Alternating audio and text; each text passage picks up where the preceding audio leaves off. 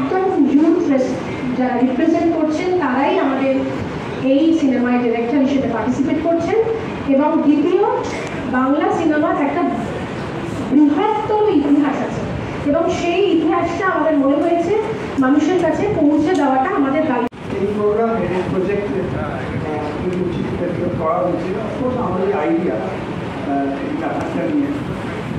আমি একটা অন্য জগতের মানুষ, জাতীয় জগতের মানুষ, কিন্তু সেখান থেকে এখানে কী করে এলাম সেটার অন্য ইতিহাস। বা আমরা যেমন আমি পার্টিকুলারলি আমি যেমন যত ইয়াং ডাক্তার আছে প্র্যাকটিসে নেমেছে বা তাদেরকে যেমন আমি হেল্প করি নানা রকমভাবে, তেমনি আমার মনে হচ্ছে এই বাংলা ফিল্ম ইন্ডাস্ট্রিতে বাংলা ফিল্মের যত যারা ডিরেক্টর আছে এবং ছোট শর্ট ফিল্ম, তাতে 10 মিনিটের হতে পারে, 20 মিনিটের হতে পারে, 8 ঘন্টার হতে পারে,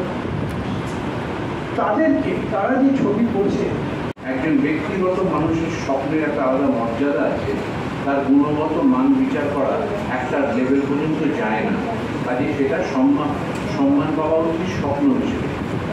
এই যে 50টা ছবির মধ্যে যদি আমি ধরে নিচ্ছি খুব পড়া হবে, যদি 8টা ছবিও অত্যন্ত উৎকৃষ্ট মানের হয়, সেটা বিরাট পাওয়া হবে। কিন্তু এই স্বপ্নগুলো প্ল্যাটফর্ম পাবে করবে। আমাদের এখানে আজকে সকালে একজন এসেছিলেন, বললেন আমি অনেক কষ্ট করে বাবাকে দিয়ে একটা ক্যামেরা কিনেছি, ছোটো ছোটো ছবি বানাচ্ছি, সে আমার একটা ছবি দিয়ে থিসিস করেছেন, খুব ভালো বন্ধু। এই পাশে টাকা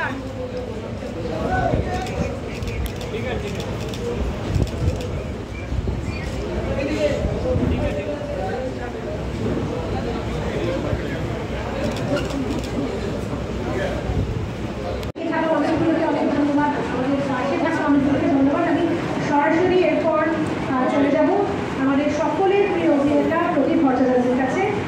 এই ফেস্টিভ্যালে শুধু উনি আমাদের পাশে আছেন বলবো না, এই ফেস্টিভ্যালে আমরা একটা সুযোগ পাচ্ছি। দাদা একটা ডকুমেন্টারি বানিয়েছিলেন 2006, তাই তো? সেই স্পেশাল তারপরে 2006 পরে, এবং কারাগারে বন্দি যে সকল মানুষরা থাকে তাদের নিয়ে প্রথম যিনি কাজ করেছেন তিনি প্রদীপ ভট্টাচার্য, এবং তার সেই কাজ করেছিলাম যে সোশ্যাল ডাস্টবিন বলে একটা জিনিস আছে, যেখানে প্রচুর মানুষ সেখানে থাকেন, অবাঞ্ছিত মানুষ, যাকে আমরা প্রিজন বলি বা জেল বলি। সেইকে ঠিকই আছে না মনে থাকার কথা না, it's all right. Thank you so much. বাবা দেব কুমার বসু ছোটবেলায় সিনেমাটাই বাড়িতে দেখেছি, কিন্তু দেবকী কুমার বসু যখন সিনেমা করতেন তখন বাড়িতে কোনো ফিল্ম ম্যাগাজিন থাকতো না। তিনি বলতেন ছবি করাটা একটা কাজ, সেটাকে বাড়িতে নিয়ে আসবো না। ডক্টর যদি অপারেশন করেন হসপিটাল যায়, তাহলে হসপিটাল থেকে বাড়িতে নিয়ে আসতেন না। আর আরেকটা জিনিস সেটা কিন্তু আজকের দিনটার ব্যাপারে এমন একজন মানুষের ফোন আমার কাছে আসে, রাজীব শীল। সেই ক্ষেত্রে যদি 24 ঘন্টার মধ্যে 1 মিনিট সময় নাও থাকতো, আমি সময় যেভাবে হোক বার করে আসতাম আর কি। এমনই একটা সম্পর্ক, এমনই একজন মানুষ, বহু গুণী মানুষরা এখানে বসে আছেন। আমার যেটা সব থেকে সুখের খবর মনে হয়েছে, এখানে আমি যেটা শুনলাম তো বার করে আসতাম আর কি। এমনই একটা সম্পর্ক, এমনই একজন মানুষ, বহু গুণী মানুষরা এখানে বসে আছেন।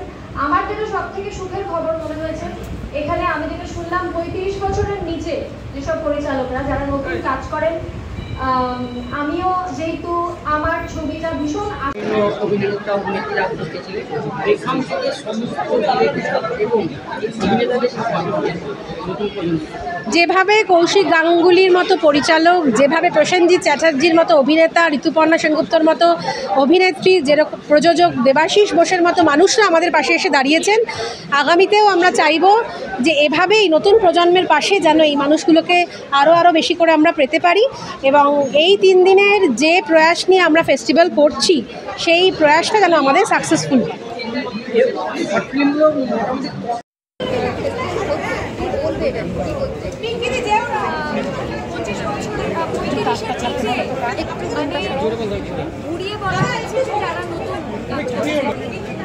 দিদি আসতে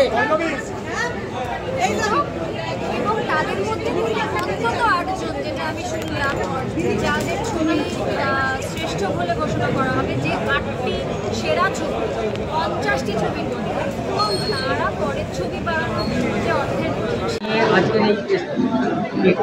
এখান থেকে কি বার্তা?